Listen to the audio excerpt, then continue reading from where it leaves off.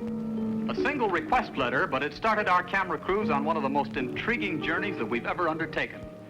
Michael Fair of Worcester, Ohio wrote, "I'd like to see the frog women of Korea. I read that they dive to the bottom of the ocean to find seafood. They're some of the best deep-sea divers in the world." Well, Michael, thanks to your letter and to the wonderful cooperation of the Korean government, we flew to the remote volcanic island of Jeju, 80 miles off the southern tip of Korea. It had no airfield, so we landed in an open grass field, traveling from there by jeep over a mountainous trail to a tiny primitive village on Jeju's rocky coast. We saw rock walls that surround the village and rice paddies to protect them from terrific winds that come up off the sea. But when the timid people learned that American photographers were coming, many of them hid in their huts. We hurried to the shore and hired a boat and oarsmen, hoping that the divers would eventually make their appearance. And finally, they had to be about their work.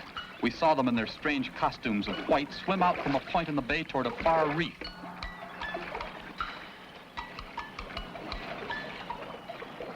We instructed our oarsmen to follow. Once there, they turned their faces away, trying to avoid us. After all, what woman in any part of the world wants to be photographed when she thinks she isn't looking her best?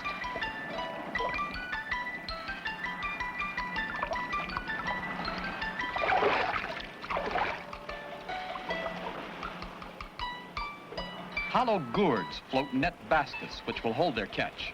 The island's coastal waters are said to be one of the 4 great fishing areas of the world, blessed with alternating warm and cold currents, which are extremely beneficial for marine life. Because of the isolation and lack of ice and canning facilities, millions of dollars await exploitation in the sea around Jeju.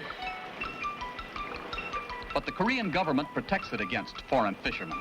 These women are diving for shell seafood, which they pry from the rocks on the bottom, using a scythe-like knife. They go to a depth of 25 or 30 feet here and can stay underwater for as long as 2 minutes. But you can be sure these women were not performing for our cameras. They wanted no part of us. When they took their catch to shore, we followed. Our interpreter warned us not to go too near to them, but we'd come a long, long way for this story, and we hadn't yet seen all there was to tell. Once out of the rocks, they immediately went to work cleaning the food from the shells. And we didn't find them to be too unfriendly, only embarrassed and camera shy. We learned that a girl will begin diving at 14, continuing until she's over 60 years of age. This is the way life has been for centuries on Jeju, with the same odd equipment which suits their task very well. The waters around Jeju yield hundreds of varieties of fish and shell foods such as this. Some use their scythe-like knives for cleaning the shells. Others use a straight and very sharp handmade knife. But the real story to us was the fact that only women do the diving, and they play a vital role in the primitive economy of Jeju Island. Nowhere else in the world is there greater proof of the adage that a woman's work is never done. This very attractive 18-year-old girl named Nam Soo has many tasks. She lives in the village with her father and mother, 2 brothers, husband, and child. Well, once we'd gained some part of their confidence, they allowed us to venture into their village. On large mats in front of their huts, the women dry and sift the rice, which they had planted, tilled, and harvested themselves. Nam Soo does her full part. The long history of Jeju is one of almost continual fighting.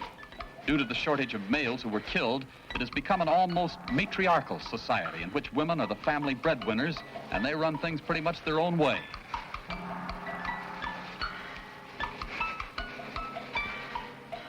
Their husbands mostly just sit and watch. The men do the lighter chores, but it's up to the women to get the hard work done.